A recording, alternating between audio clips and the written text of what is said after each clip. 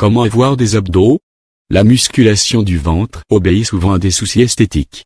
Un ventre rebondi peut paraître disgracieux et parfois nous empêche même de nous habiller comme on le veut.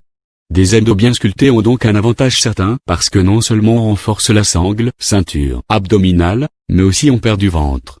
Si les activités au quotidien ne nous permettent pas de jongler avec les horaires de la salle de sport, des exercices simples parviennent à transformer en muscle la graisse du ventre. Et c'est de cela qu'il s'agit dans les abdominaux. Nous avons plusieurs types d'exercices à portée de main. On commencera par le crunch, réputé pour son efficacité. Le crunch. On s'allonge sur le dos en gardant les genoux pliés et les pieds posés au sol. On garde ses mains derrière la tête en contractant les abdos. Ensuite on redresse le buste et les jambes en gardant la flexion des genoux. On maintient cette position pendant 30 secondes et on revient à la position initiale. Il faut répéter 4 fois. La planche. Classiquement c'est un exercice qui consiste à prendre la position de la planche, comme son nom l'indique. On pose ses avant-bras sur le sol, on maintient le corps droit en prenant appui sur le bout des pieds. Présentée ainsi elle est assez statique, c'est pourquoi il faut exécuter ces différentes variations pour plus solliciter le corps.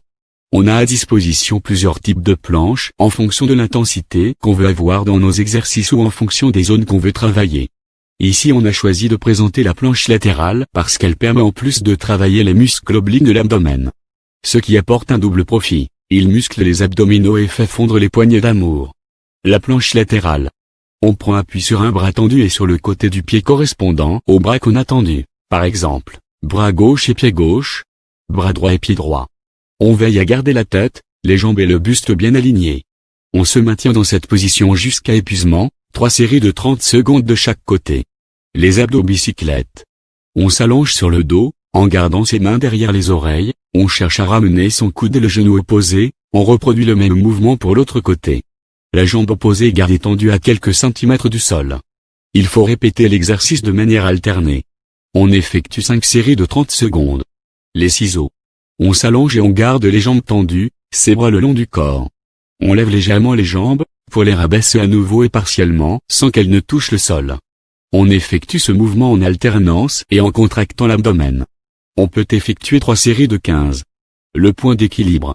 On reste assis au sol en gardant les jambes à plat sur le sol. Ensuite on tend les 2 bras en avant et on se penche doucement vers l'arrière, les jambes légèrement soulevées. On essaie de trouver l'équilibre dans cette position sans fléchir, puis on replie les jambes en contractant les muscles de l'abdomen. On étend les jambes une nouvelle fois pour revenir à la position de départ. On procède par 10 répétitions de 10 secondes chacune. La sculpture des abdos n'est pas compliquée, comme on peut le voir. Les exercices qui les sculptent sont à portée de main parce que facilement réalisables et en plus en restant chez soi. Un simple tapis et une tenue de sport sont l'attirail qu'il faut.